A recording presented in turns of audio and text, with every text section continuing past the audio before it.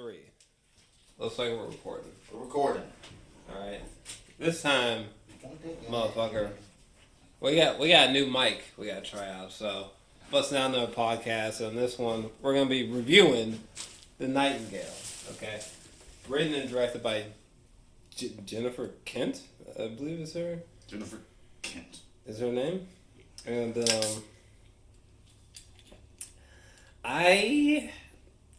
let me pull up the cast really quick. I'm not sure how to pronounce the main actress's name. It's like Aisling or something like that.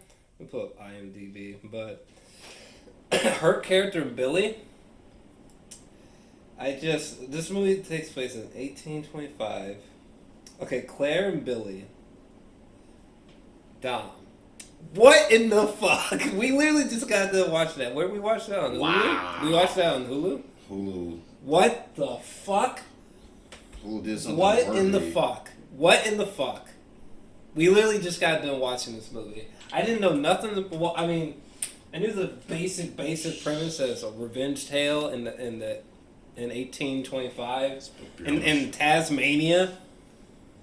Okay, basically Australia. What the fuck? But anyway, I don't know why I'm standing. I'm gonna sit. All right. Sit down. Have a seat. Relax. We're doing a podcast. Yeah, we're doing a podcast. We're probably gonna do another one on the Irishman.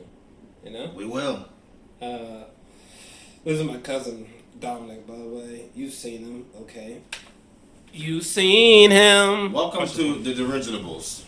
You've seen him. You point that gun at me, man. Don't you point that gun at me, man. Don't you point that gun at me, man. Oh yeah, we just saw The Nightingale. Oh yeah, but yeah, Nightingale. So Claire and Billy. This is the tale of Claire. Well, first off, I thought it was a tale about just Claire. It really becomes a tale about Claire and Billy, which is interesting, but. We thought this was a tale about revenge. So I've never seen The Babadook, but apparently I need to. I've seen it. You do. I don't know anything about Jennifer Kent, but you definitely should watch The Babadook. After seeing this film, I know that she's a master of cinema.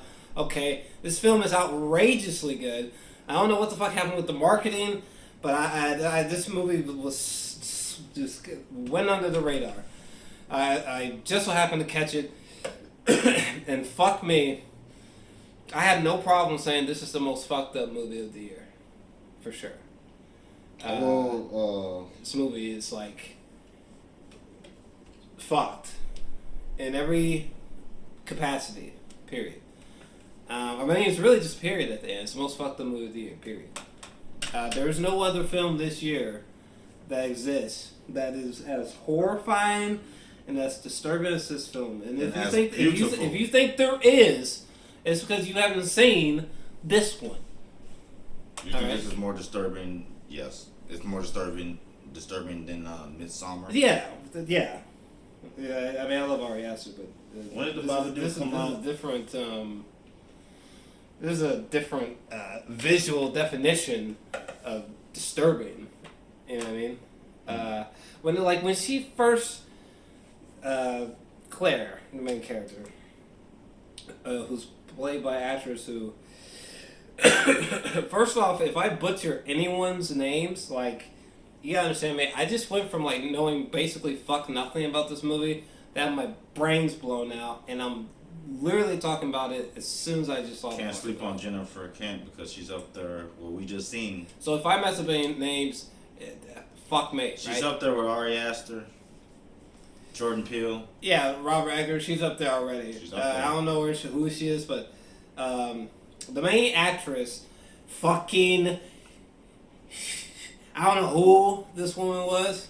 I don't even know if that was her real Irish accent, but her performance was magnetic, just monumental, just a towering, bruising performance. This movie is like a bruising experience. Like when she gets raped at the beginning, I was like, holy shit, that's quite the icebreaker. Okay, sure. And then the scenes that follow after that, inside that cabin, right? might be some of the worst imagery I've ever seen in a movie. It was pretty bad. It was really bad. It was so bad that, like, I think I'm still, like, as I was then, like, in shock, you know? Like, I was in shock. Fuck, she was in shock. I was in shock. Shit, I think I got traumatized. Particularly when the baby was killed. I don't know if I had a reaction like that to a movie before. Not in a while. I had to look away. Like, I saw the impact, if you will, but, like, I had to look away. I just had to. The way they filmed it, like, there was just something, like, wrong about the way that she filmed it, you know?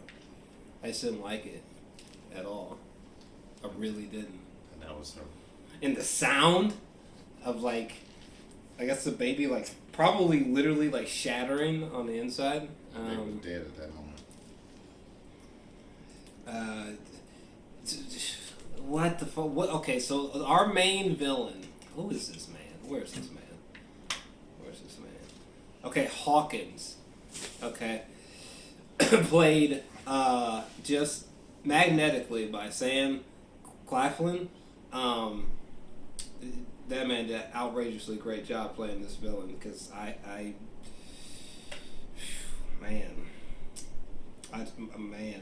truly hated that man. I hated this man. Man, I hated this man. Getting away with things. Bitch-made looking man. You just getting away with everything.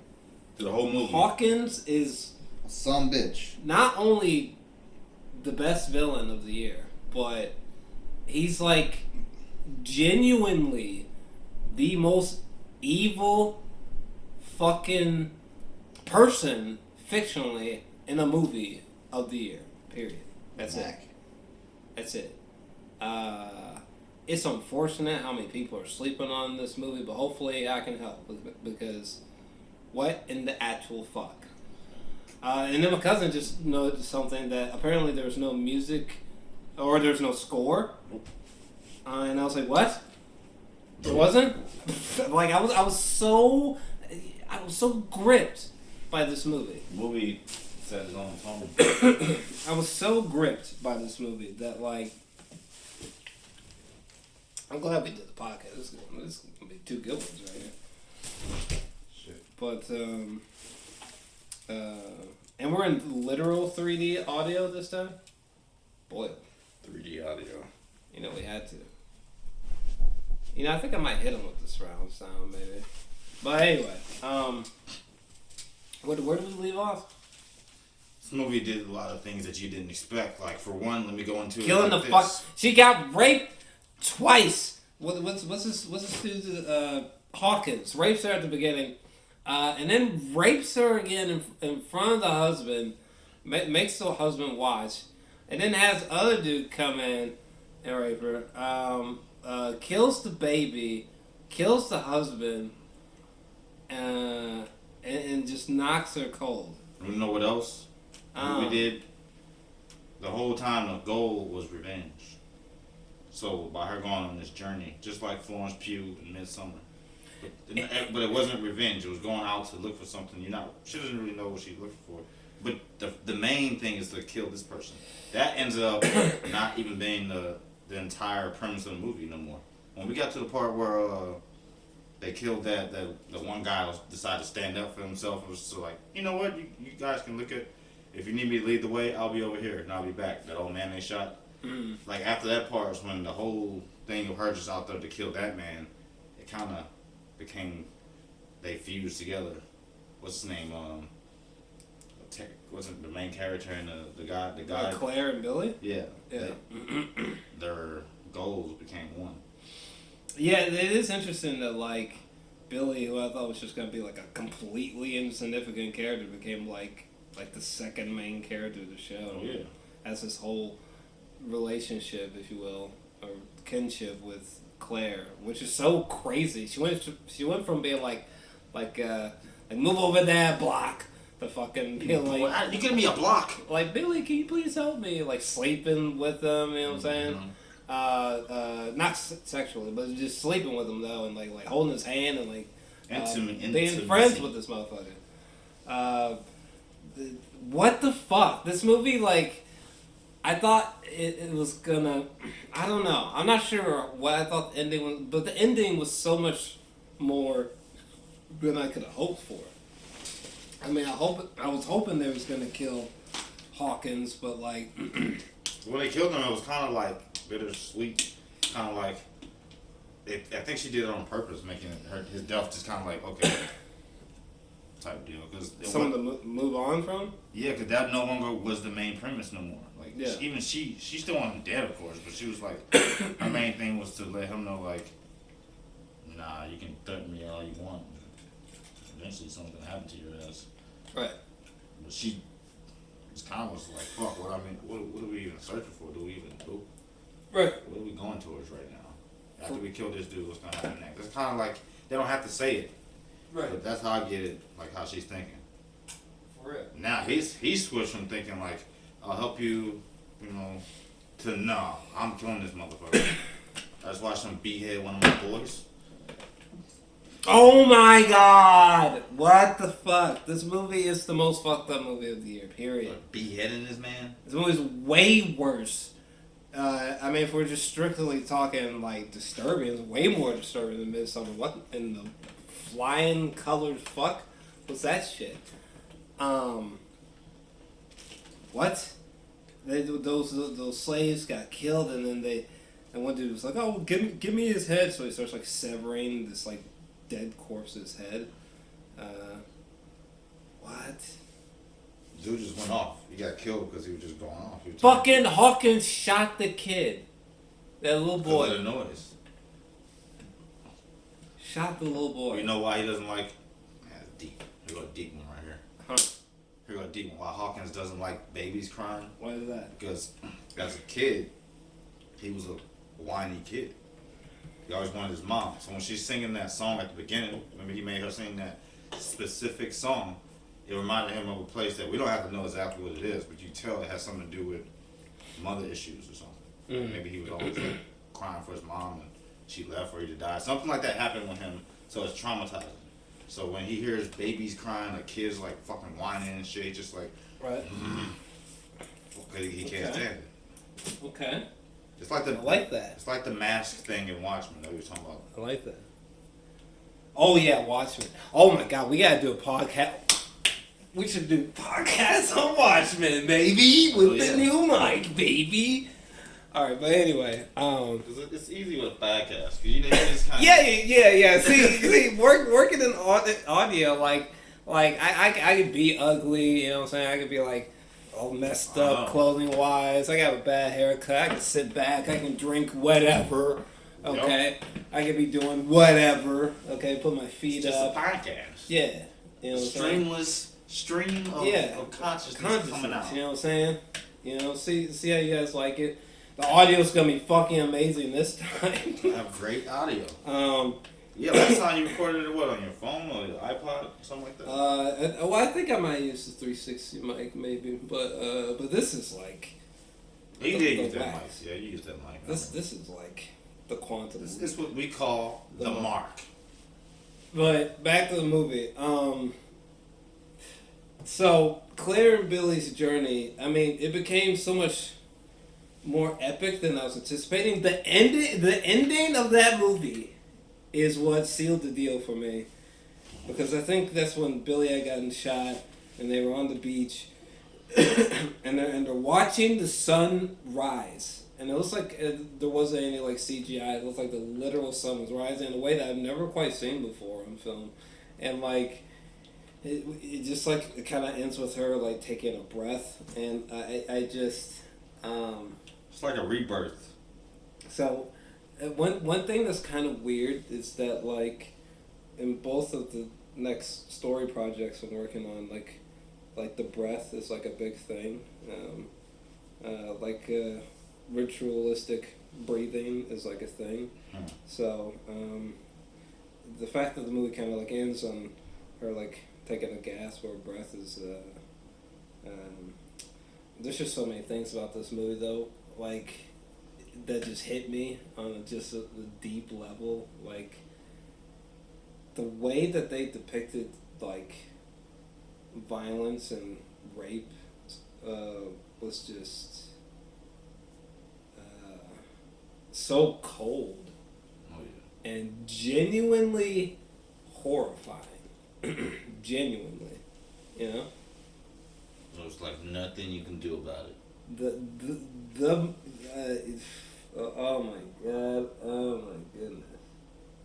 Oh my goodness! What did you think about the brutality of the film? I thought this movie, the brutality was honest. It was painting a picture of just not being able to have control because of status, of being, and that type of reality. Nothing they could really do about it. Husband couldn't do shit. This movie has so many levels to it. First, oh my god, that fucking husband. We were saying like he should just fucking just kill him, but I mean, I get that. There's nothing he could have done, really. Nothing he could have done, but he kind of was like, he wasn't a strong man. Let's get that out. You were saying he was on some bitch made shit. He wasn't strong. Or he was like a timid man. He was a timid man. You know what? Yeah. Even when he did, soft man. He showed his balls. Softer man. When he showed his balls, he had to get drunk. He had to hype himself up. It took him hours. He had already went to speak to this man. Yeah. And this man told him basically, fuck off. And he was pissed. So he got drunk later on at night while she's working with them. Yeah. To get drunk and just be like, I guess think about it all day. I'm just like, well, fuck it. Let me get some drinks in me. I'm gonna go straighten this one out. So he got drunk, decided to go, throw some haymakers. She did his thing. But did you not think that these people made, I don't know, okay, you did that. There's not gonna be any kind of repercussions, that they control everything basically. So they can just come to your house and just do some fucked up shit. You guys he didn't really take account of that. I don't know. It's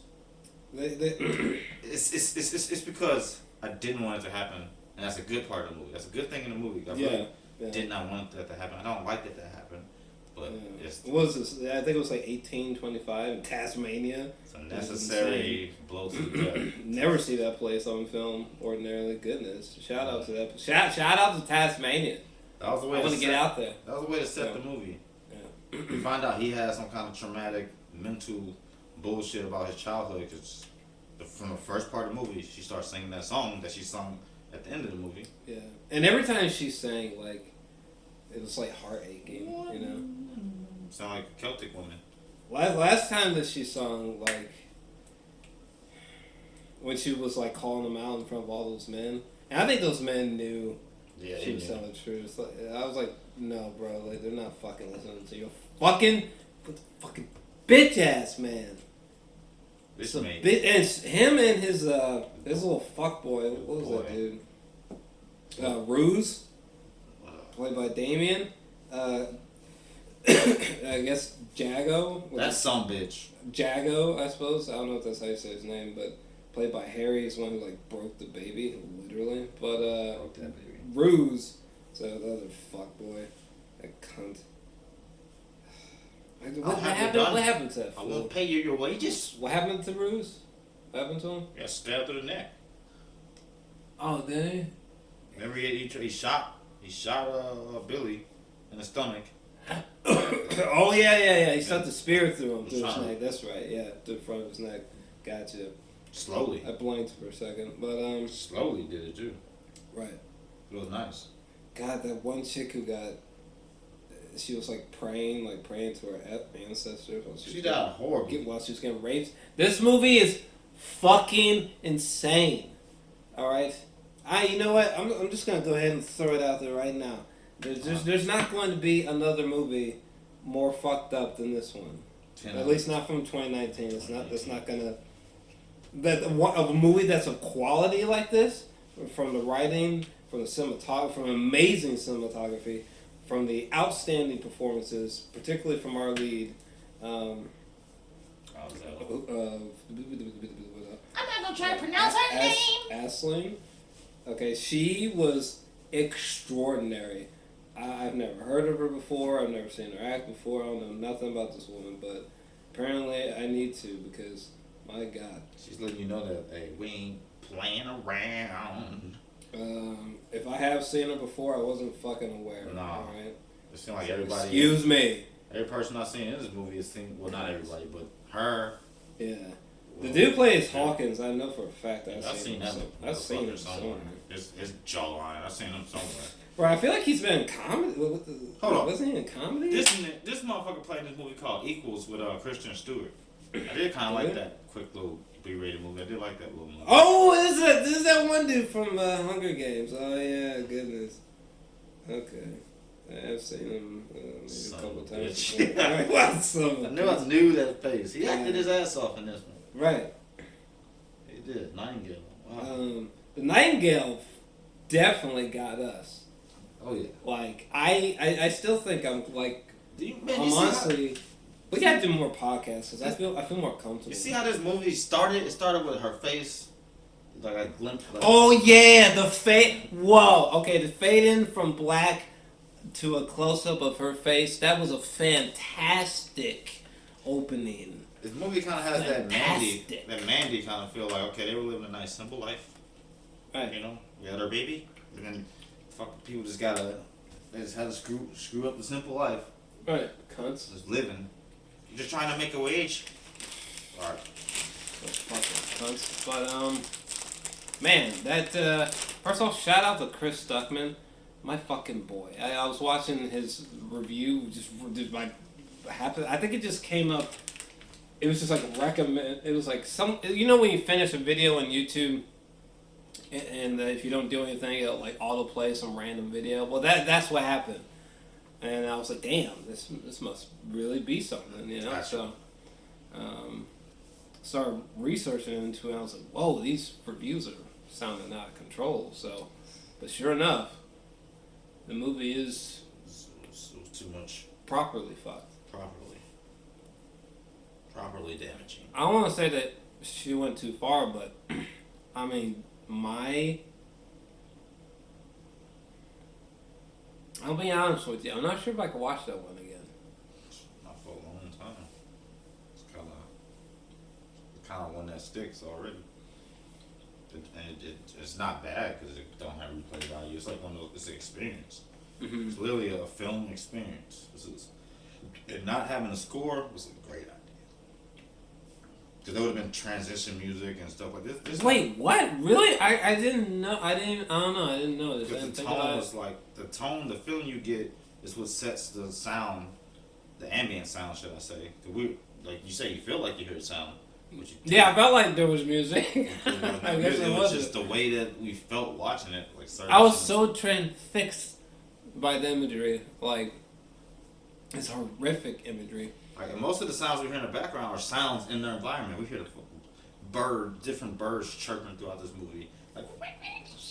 Like throughout, because they're in the woods. We hear the trees and all this. That's what we're hearing. That's the instrumental in the background. I know how this sounds, but if I do rewatch this movie again, I don't think I've ever done something like this before, but I think I might just have to like fast forward like past that scene at the beginning, because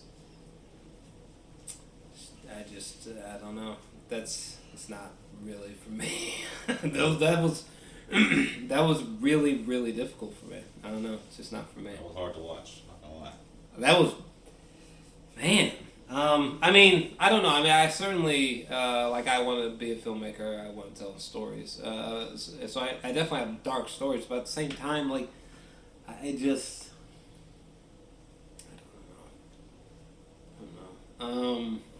And brutal. I mean, it was really, really fucking bad. Brutally you know. Honest. So it reminds me of this one movie that has like I think it's like an 8-minute rape sequence, right? And I remember just thinking, like, no matter how good that movie was, I just don't think it's worth it. I don't know. Doesn't make sense to me. That was. We thought millions of stories, and I'd never thought of a story where I was like, yeah, this story needs that, you know? Yeah, I haven't either. Or something equivalent to that. No. What? I don't know. I don't know. Do you think she went too far? I don't know. What do you think? No. No? Because in that time... And I to be clear, I don't think she went too far, but it's just... She really got to me. I don't think she did because it was just brutally honest. She really got to me. She's showing like what happened. Jennifer Kent. She showed what happened. She didn't have. She couldn't pull the punches. She like, we're gonna go through with this. This woman has to have a reason as to why she's about to snap out like this, or thinking she's gonna snap out like that. What she did when she stabbed that one dude to death. Oh, Jago? Yeah, fucking baby killing cunt. Kill that punk ass dude. He deserved it. He deserved. Yeah, she hulked out. She went berserker mode on that. Because she didn't respect him anyway.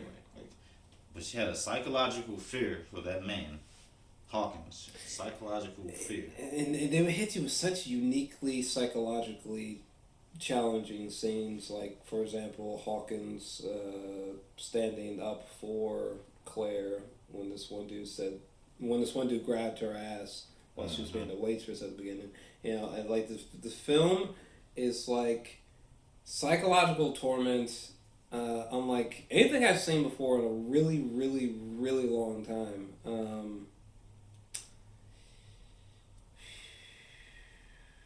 That movie really bothered me, man. Man, shit. It was like ugly beautiful, you know? Beautifully ugly. It was. That is a good way to put it. I have to say so myself. Personally, I'm feeling like a 10 out of 10 for it. When it comes to repeated viewings, I don't have a good answer on that, but I'm willing to give it a 10 out of 10. It's pretty extraordinary. Whether we're talking dialogue, the writing, the cinematography, the lighting, the ending, my God, the sunset, or sunrise rather. The main lead's performance, playing the character of Claire, and the actor Billy. I can't pronounce his name. I apologize. I'm gonna tell you what I rate this movie. It's not a 10. It's a 9.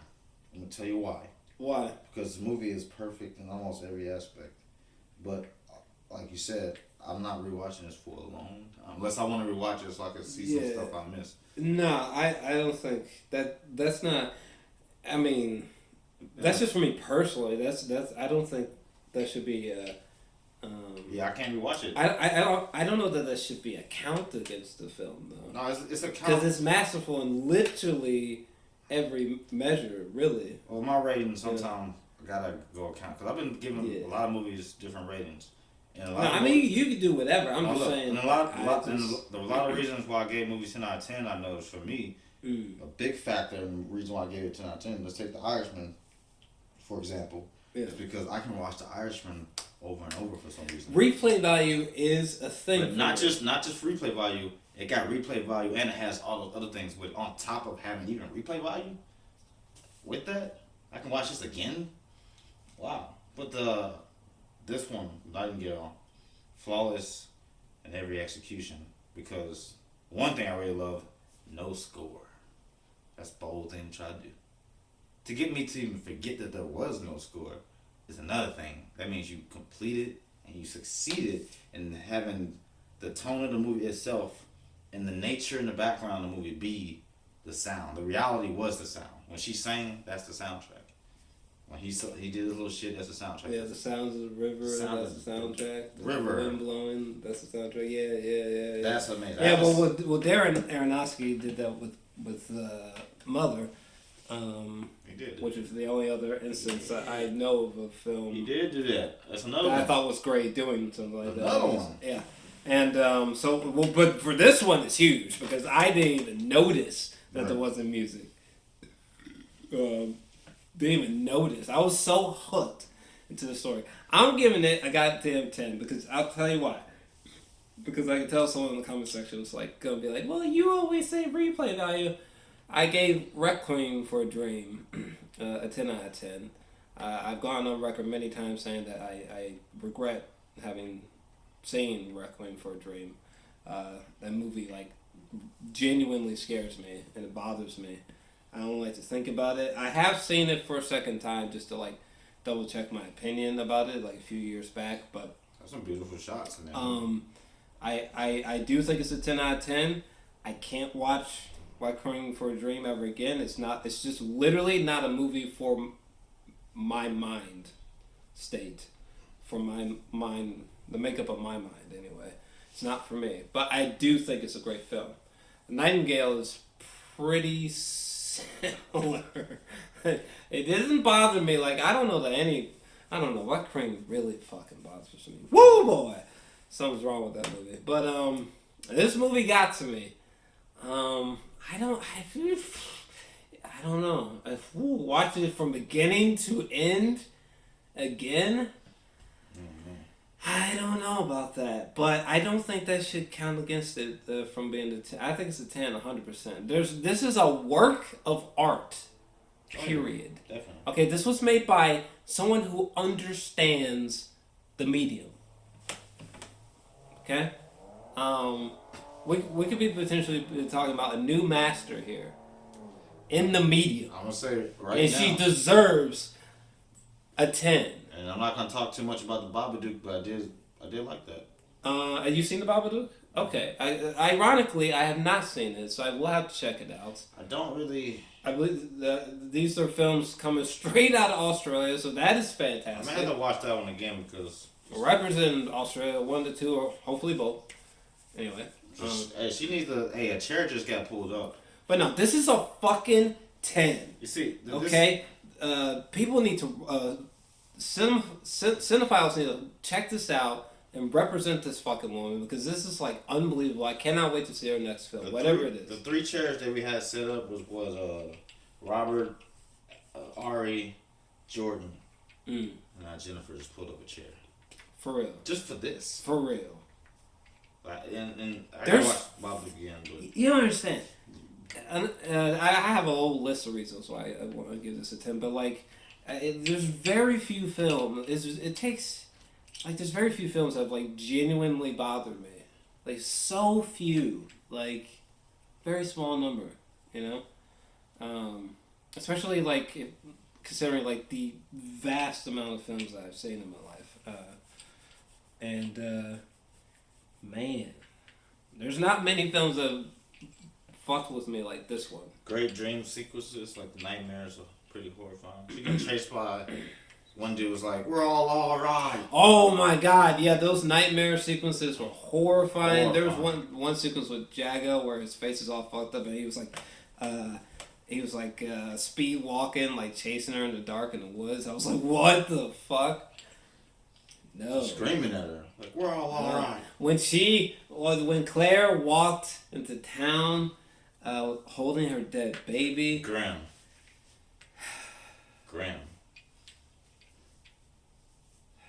And when the sun came up at the end, was that the first time the sun shined in the film? Because it seemed kind of like very gray out. Well, they always were covered by trees, even when it was daylight. They were always like in the forest. But it didn't seem very like gray and whitish out, right? Yeah, like muggy. It didn't necessarily seem like sunny, right? Nah, I think that was the first time. It was the first time we had a light like that at all on the movie. Even when they were on that mountaintop, and he was like, "Look, you got a good view." Whatever he said, it still wasn't. Sun wasn't out. Right. It was like about to be like the evening time, about the sun about to set or something. But I love this movie. So yeah, you're giving it 9 out of 10. I'm giving it 10 out of 10. It definitely can't be argued that it's definitely a great film. One of the best movies I've seen in 2019, and it came out in 2019. I can add it. I'm gonna go as far as to say this: if I got my favorite films of 2019, 6 films is on the list. Nightingale be on that. 2019, 6 films. I already know my top 2 are. That Nightingale's on the top 6. I don't want to speak on my top 10 because you guys know how I am about my top 10s, but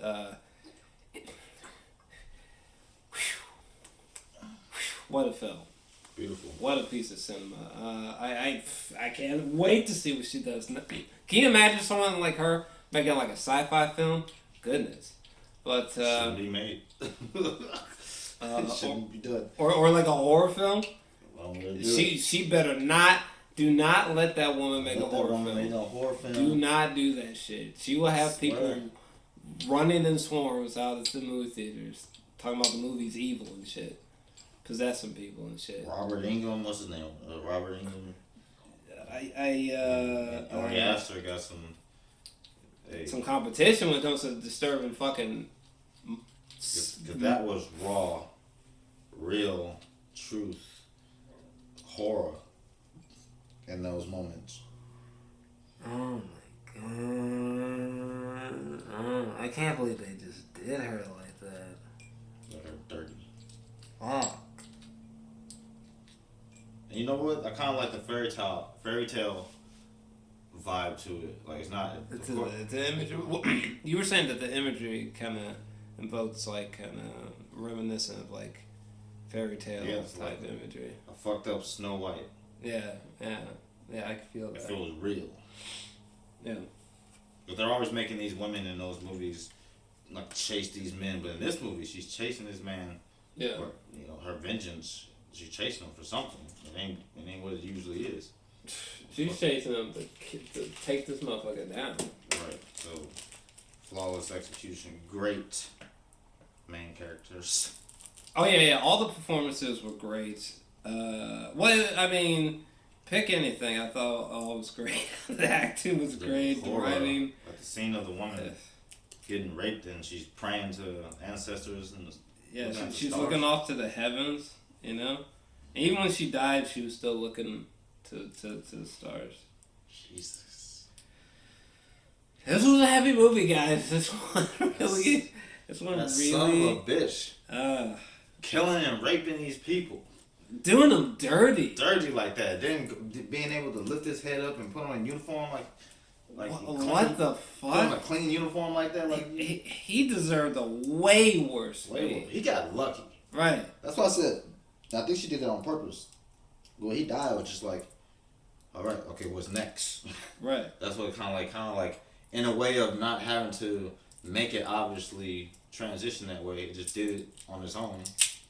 Like it kind of just molded itself. Yeah, the way he died, I was like, wait, where's the story going? Yeah, it molded in a way to where it wasn't forced for us to know, okay, their premise and their thoughts are not on just killing him. Mm-hmm. It wasn't said, it wasn't indicated that at all, but that's kind of how I feel watching it, that even though they haven't killed him yet, it's no longer the main thing, because they got to worry about what's going to happen right after they kill him, or what are they going to do? Like, is she going to go back? What? Remember they said she was like a fugitive anyway, like an Irish fugitive and had to work for them? Yeah. He's like, she's owe you no wages. You said you're gonna write the recommendation letter? And it's been week after week after week after... That movie was horrifying.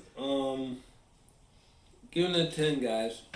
I'm also eating a Laffy Taffy, so... Those come with jokes in the movie. You know that, right? What do you guys think about this movie? Let me know. I'm probably gonna have some nightmares about it. No big deal. The husband just had to watch, Just watch. It's horrifying. Pissed me off. I was so fucking pissed. Pissed off for that man. Oh. Do that man like that. What the fuck? No decency. Why did they do her like that? She met some decent men. Oh my god, when they ran into that sweet old man and his wife. Right, it was man. Like, why don't we give you a ride? And his wife said something, and he was like, "Shut up, woman. Why don't y'all just ride with us?" He told Billy that he could sit at the table. That was the first time ever that he sat. And Billy was eating food on the floor, okay, like a dog. And then he fucking walks over and it's like, "No, eat at the table with us." That he made him. He took his bowl for him. It was like Jennifer Kent died. Great part. What? He needed that. Damn. It's like they they also like built off each other. The two main characters when they met. Claire and Billy? Yeah, they built off each other. He didn't know that he was gonna be led to even doing something like that. When he came across her to guide her, he didn't know that was happening. He thought he was gonna take this woman to meet up with her husband and probably go back and get some cash, whatever, and go eat some bananas. But no, he ended up meeting this woman and awakening the beast in him. Yeah. In a way, she kind of cooled down. She still was enraged, of course, but he was like he said, her bird. Oh yeah. When she got lost, and she got lost mentally. Like literally got lost mentally after she seen that dude and ran off. Oh, that was so fucked up when every time after like we so after the baby dies, after that fucked up situation, after Claire sees Hawkins from now on, she like gets struck numb with fear because of like the trauma that Hawkins gave her, it's like he has like psychological, he just has like power over her, and it's just terrifying, because there were certain times where like she could have did something, but she like froze up and got paralyzed just at the sight of him, because that's how much trauma this man inflicted on this poor woman. He mentally damaged her. Jeez. Great film. A new classic. Yeah, definitely. Yeah, there's one line that I think Hawkins said where, because that one guy was like, I'm not looking for any trouble, and he says something to the effect, something like, well, maybe sometimes trouble's looking for you, man, I think it's a masterpiece. But let me know what you guys thought. We're gonna get out of here and watch The Irishman for the second time.